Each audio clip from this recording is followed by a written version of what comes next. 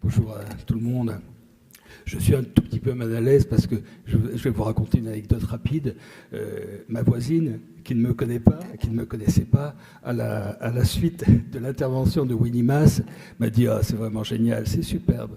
C'est pas comme cette idée d'installer des œuvres sur les rives de la Saône. » Et vous allez voir, ça va ressembler, puisqu'en fait, ce projet s'appelle, c'est plus qu'un projet, hein, il est réalisé, ça s'appelle Estuaire.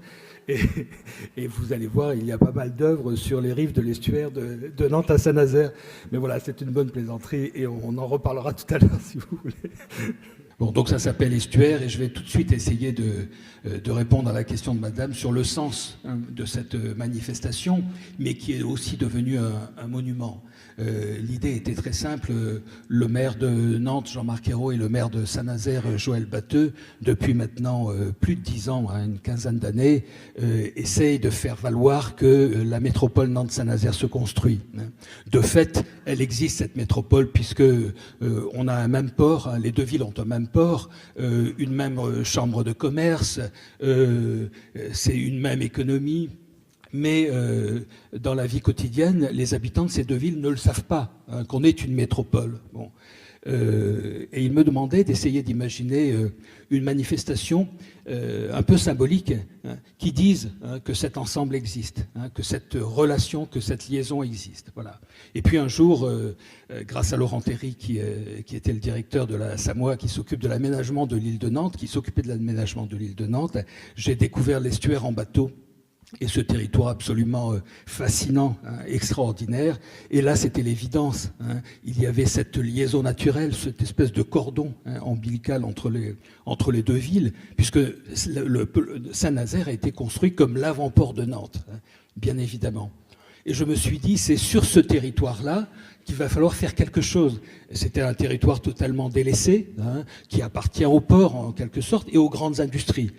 On trouve là Total, ArcelorMittal, EDF, toutes les grandes industries que nous connaissons dans le monde, qui se sont accaparées en quelque sorte ce territoire. Et puis aussi des réserves naturelles où on ne peut pas aller. Des oiseaux incroyables, des paysages fantastiques, voilà. Donc quelque chose de très étrange et évidemment aussi de très poétique. Et puis un territoire qu'on ne peut pas approcher parce qu'il n'y a pas de route qui fasse les bords de l'estuaire en continu. Ce sont des routes perpendiculaires à l'estuaire. Voilà, donc on s'est dit, eh bien on va faire découvrir l'estuaire avec des artistes. Parce que c'est les artistes qui savent le mieux faire surgir des choses étranges qui en même temps sont justes et qui en même temps donnent des réponses à des questions qu'on peut se poser de temps en temps. Voilà, donc vous allez le voir, Estuaire, c'est 60 km de Nantes à Saint-Nazaire, et sur ces deux rives, donc ils font évidemment 120 km, on a décidé de faire appel à des artistes pour créer des œuvres éphémères et pérennes. Le timing de la manifestation, c'est 3 éditions, une biennale, 2007, 2009, 2011, et chaque édition doit laisser au moins 7 œuvres pérennes sur le territoire. On a fait 2 éditions, 2007-2009. On a repoussé 2011 pour des raisons que je ne vous expliquerai pas parce que ce serait trop long, parce qu'on crée une manifestation en 2012 à Nantes qui s'appelle le Voyage à Nantes, donc on voulait augmenter l'offre et on a repoussé d'une année. Mais peu importe. Donc 3 éditions pour qu'au final on ait à peu près 25 œuvres pérennes sur le territoire, mais qui bien évidemment ne soient pas des œuvres rapportées, ne soient pas des œuvres qui viennent là pour décorer les rives de ce territoire, mais des œuvres qui viennent lui donner du sens, l'expliquer, l'illustrer, le faire changer, le modifier et introduire en tout cas de la poésie. Donc on va faire le tour de ces œuvres et vous allez très bien comprendre comment ça se passe. Alors ça c'est une nouvelle œuvre qui se fera en 2012.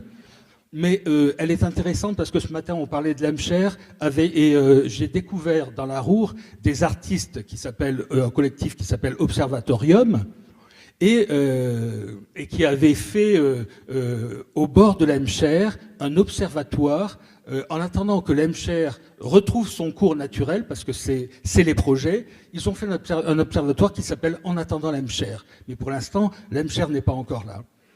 Et donc je les ai fait venir à Nantes parce que on a une espèce de sanctuaire qui s'appelle la Petite Amazonie, en plein centre de Nantes. C'est un territoire qui avait été réservé parce que là devait arriver une pénétrante, comme chez vous, comme ici à Lyon, une autoroute qui devait traverser la ville. Et puis quand Jean-Marc Ayrault, en 89, est arrivé à Nantes, il a dit « j'arrête ce projet ». Et ce territoire est resté en l'état. Et les écologistes se le sont appropriés, hein, petit à petit. Et ont interdit quiconque d'y pénétrer, finalement. Ils le font visiter de temps en temps, une fois par an, mais c'est un territoire impénétrable en pleine ville. Et je me suis dit, alors qu'on travaille dans ce quartier, que ça pouvait être intéressant de montrer ce territoire à d'autres, et donc de faire un observatoire. Et j'ai repensé au collectif Observatorium que nous avions découvert dans la Roure.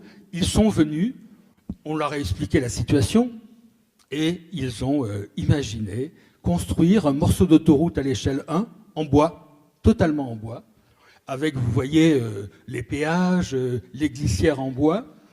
On peut monter sur les péages, c'est pas encore réalisé l'œuvre, hein, ça le sera en juin 2012, pour observer la Petite Amazonie, pour découvrir la canopée de ce paysage assez étonnant en milieu urbain.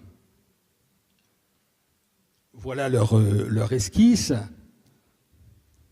Ça, c'est une œuvre de Fabrice Hibert qui sera une nouvelle œuvre aussi en 2012, qui sera sur le bassin Saint-Félix, à côté du lieu unique. Fabrice Hibert, grand artiste français, fait pousser de la végétation, des arbres, dans des bateaux abandonnés. Ça, c'est une œuvre de Anglecia, qui s'appelle Nafea. Il a travaillé avec Laetitia Casta, que vous reconnaissez sans doute, et qui figure une Ophélie qui bouge, hein, dans cette eau. À la nuit tombée sur le canal. Ça, c'est une installation de Van Lieshout. Là, on est sur l'île de Nantes. Hein, donc, vous imaginez que toutes ces œuvres sont au bord de l'eau, hein, sont sur les quais ou au bord de la rivière. Donc, Van Lieshout, ils ont repris la trame, hein, de l'architecture de l'école d'architecture de l'Acaton-Vassal, qui est une très belle architecture. Mais vous voyez, ils s'en sont moqués, ils ont réalisé cette espèce de patate bleue, hein, en reprenant quand même pour les ouvertures la trame de l'école d'architecture, et c'est devenu le café des étudiants de l'école d'architecture. Ça, c'est Angela Bullock et Rolf Julius, une œuvre sonore à l'intérieur de la seconde peau de ce bâtiment. Ça, c'est François Morlet. Donc là, vous voyez, on est sur le bord de Loire et toujours dans Nantes. Hein. On a beaucoup d'œuvres, évidemment, dans Nantes. C'est une sorte de station météo. François Morlet a imaginé que on pourrait donner la météo à 3 heures près. Voilà. Donc là, vous voyez les nuages, la pluie et le soleil. 3 figures possibles, hein, selon le temps qu'il fait à Nantes. Bon, c'est souvent la première figure que vous voyez. Ça, c'est la station Prouvé. C'est une station donc des amis architectes ont récupéré à Nantes et ils nous ont proposé de l'introduire dans le parcours d'Estuaire et nous en avons fait notre lieu d'information pour Estuaire. Très très beau, très bel objet à l'intérieur aussi. Donc là, on commence vraiment, c'est le départ sur l'Estuaire, hein, sur l'île de Nantes, dont je crois quelqu'un parlait ce matin, et c'est Daniel Buren, que vous connaissez bien à Lyon, qui a réalisé ses points de vue sur l'estuaire. Quand on s'est baladé ensemble sur ce quai, il a tout de suite imaginé cette idée de découper le paysage de l'estuaire avec ces cercles qui, la nuit, sont lumineux. Donc c'est devenu, bien évidemment, un signe pour la ville de Nantes, un emblème pour la ville de Nantes. Il l'a réalisé avec l'architecte Patrick Bouchin. Ça, c'est une future œuvre aussi de 2012, Mzirk et Morisseau. C'est un arbre qui est fluorescent, hein, qui sera éclairé la nuit, qui est situé sur la butte Sainte-Anne et qui domine l'estuaire. Ça, c'est au bord de l'eau, à 30 mous. C'est une petite commune en face de Nantes. Roman Signer, le grand artiste suisse, on lui fait découvrir ce paysage, et notamment cette usine à béton rouge. Il est obsédé par la couleur rouge, et il imagine d'y accrocher un pendule, que vous voyez, et qui bat la mesure, qui marque les flux et les reflux perpétuellement. Donc vous voyez notre démarche, mon équipe et moi-même, nous repérons sur l'estuaire des espaces qui nous semblent intéressants, remarquables, et nous essayons de penser à des artistes qui pourraient traiter ces espaces, qui auraient envie d'y aller et de s'y exprimer. Et Roman Signer, ça n'a pas manqué, il a sauté dessus. C'est très rare qu'il crée des œuvres pérennes. C'est un artiste qui travaille beaucoup sur le mouvement, l'éclatement, l'explosion. Bon. Ça, c'est une œuvre à venir en 2012. C'est Sarah Zé, une très belle artiste new-yorkaise, américaine, qui, à Bouguenais, une petite commune sur les bords de Loire, là encore, il y a un chemin qui borde l'estuaire, a créé ces différentes familles d'animaux qu'on a peu de chance de trouver à Bouguenais, en Loire-Atlantique. La panthère noire, les singes, une famille d'ours en 3D. Quand on a fait des essais, quand on regarde, on a l'impression d'être à contre-jour. Ça, c'est Jimmy Durham, un grand artiste américain qui, devant la DCN d'Indrette, c'est une usine qui fabrique des pièces de sous-marins nucléaires, fait surgir ce serpent de l'eau et le fait glisser sur le quai, un peu comme un espion, quelque chose qui regarderait ce qui se passe à l'intérieur de cette usine ultra secrète. Là, c'est un château à Saint-Jean-de-Boiseau, toujours sur le bord du fleuve. Nous l'avons transformé et nous avons demandé à 6 couples d'artistes de réaliser des chambres à l'intérieur de ce château, qui sont des chambres d'hôtes, des chambres d'hôtel. Je ne vais pas aller dans les détails de chaque chambre, mais c'est très beau. Il faut réserver, oui, il faut réserver. Voilà, ça c'est Maurice Zomzirk encore, un cauchemar qui tombe sur la chambre avec tous ces insectes dans des cadres. Ça c'est la chambre du sexe, la chambre de la reproduction. Ça c'est une chambre qui a priori n'existe pas, mais tout doit se tirer. Tout est à tiroir dans cette chambre, une chambre camouflée. Ça c'est une chambre d'Eva et Adèle, qui est aussi très belle, avec un lit à 4 places au centre de la chambre. Sarah Foguet, David Cousina, une chambre aussi qui se découvre, qui sort du parquet. Bon. Et là, c'est John Giorno et Ugo Rondinone. C'est juste une fenêtre, la reproduction d'une fenêtre qui vous raconte quelque chose, qui vous raconte une histoire quand vous entrez dans la chambre. Voilà le château en question. Et dans le bassin de ce château, une installation de Yépéagne. Vous voyez cette fontaine, ce jet qui sort du bassin. Quand vous vous asseyez sur le banc, vous voyez le petit personnage à droite. Ça, c'est une œuvre que nous allons reconstituer pour 2012. C'est une installation qu'avait créée Jean-Luc Courcoul, le metteur en scène de Royal Deluxe, et qui était très forte, qui était vraiment assez époustouflante quand on passait à côté en bateau. Donc elle a coulé. C'est une œuvre qui devait être éphémère, mais elle a été plus éphémère que nous ne le voulions. Et donc nous allons la reprendre. Elle sera posée sur pieux à un endroit vers Couéron. Et vous voyez, la marée joue avec elle. Quand la mer est haute, l'eau monte jusqu'au 2e étage, jusqu'aux fenêtres, et peut rentrer dans la maison, bien sûr. Ça, c'est une œuvre d'Erwin Wurm, le bateau mou qui essaye de passer l'écluse.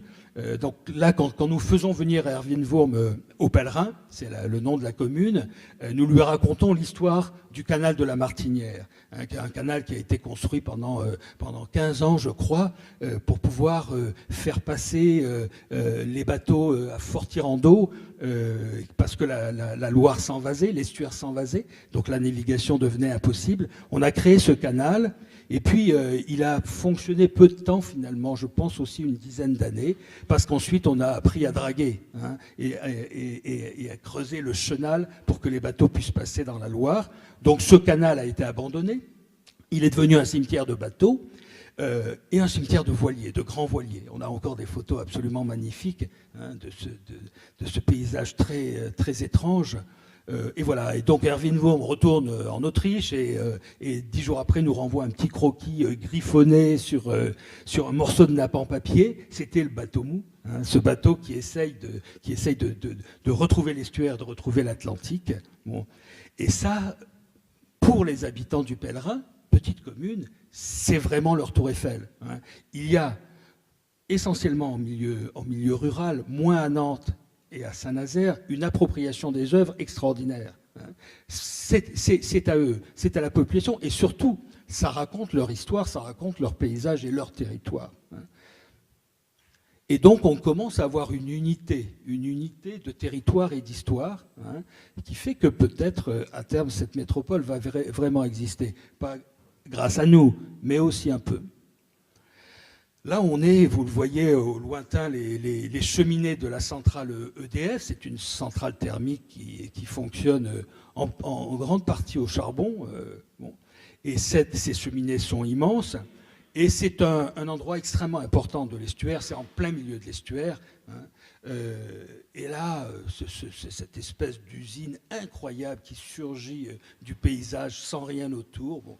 On a emmené beaucoup d'artistes là, parce qu'on avait envie que quelque chose se passe, et presque tous ont refusé, sauf Tatsuo Nishi, qui est un artiste japonais qui est installé en Allemagne, et qui, lui, a accepté le pari, et a imaginé que une partie de l'usine avait été oubliée, avait été enterrée, et qu'il existait encore un résidu de cheminée à côté des grandes cheminées que vous voyez.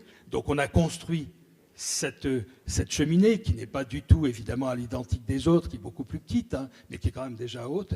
Et sur cette cheminée, voilà, cette petite pirouette, cette petite facétie, parce que quand on l'a amené à Cordemais de l'intérieur, il a tout de suite remarqué le mitage dont vous parliez ce matin, hein, c'est-à-dire ces petits pavillons qui partout sont en train de pousser dans la campagne, et d'où l'intérêt, hein, d'essayer de maîtriser l'urbanisme justement. Bon.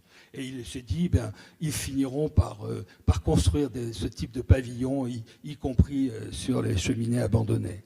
Et cette petite maison est un hôtel aussi, hein, donc il faut réserver très longtemps à l'avance, là.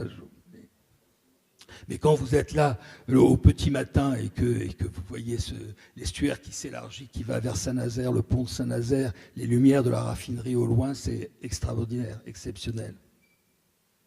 Là voilà, vue d'en face. Kawamata, on en a parlé tout à l'heure avec le projet de votre projet, hein. Évidemment, quand on se préoccupe de travailler sur le territoire, Kawamata est inévitable, hein, puisque on a fait appel à lui pour une commune qui s'appelle Lavaux-sur-Loire, qui était un port. Bon. Avant, un petit port de pêche, hein, Lavaux-sur-Loire, avant que la Loire ne se retire, quand justement on l'a creusée. Hein.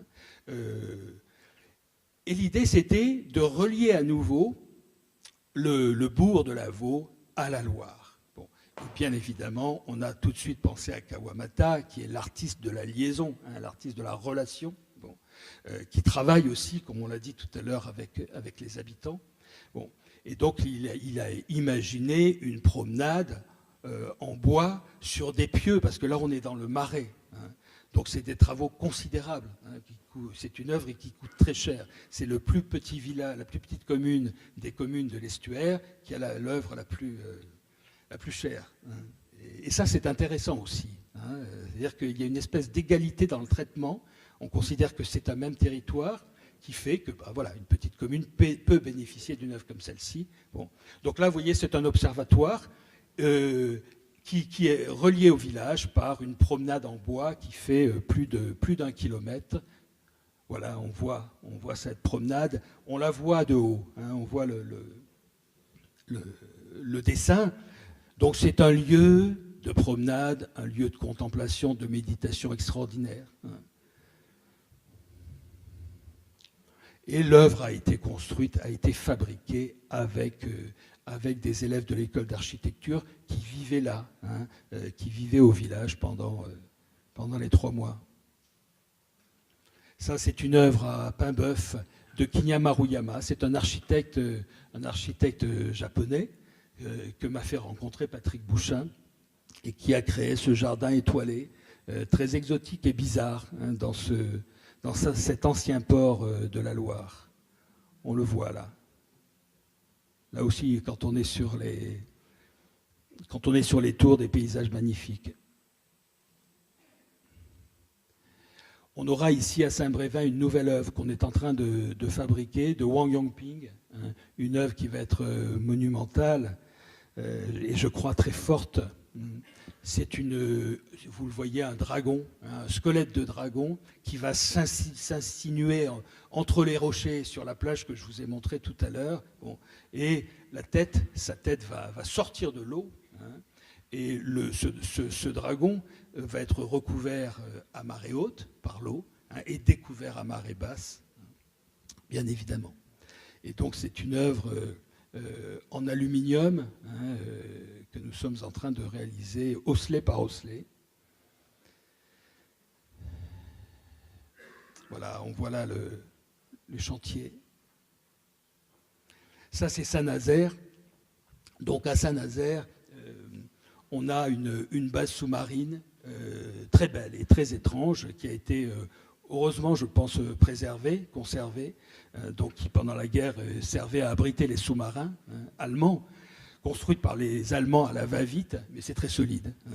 Et sur le toit de cette base sous-marine, des paysages sur l'Atlantique incroyables et sur le port de Saint-Nazaire incroyables. Et là, on a fait appel à Felice Varini, cet artiste qui travaille sur des fragmentations de fresques en quelque sorte. Là vous voyez, on voit ces triangles dans toute la ville, dans tout le port, des morceaux de triangles dont on ne comprend pas très bien la signification.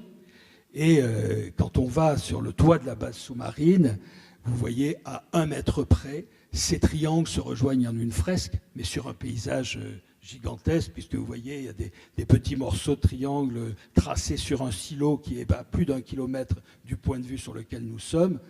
Et tout à coup, donc, tous ces triangles créent une fresque assez extraordinaire. Point de vue aussi sur la Loire, sur l'estuaire, très beau. On a parlé beaucoup des points de vue tout à l'heure. C'est évidemment essentiel. Une façon de redécouvrir le paysage. Ça, c'est Gilles Clément qui a planté un petit bois sur le jardin, sur le toit de la base sous-marine. Vous voyez, ça pousse tranquillement, doucement. Ça deviendra un bois un jour.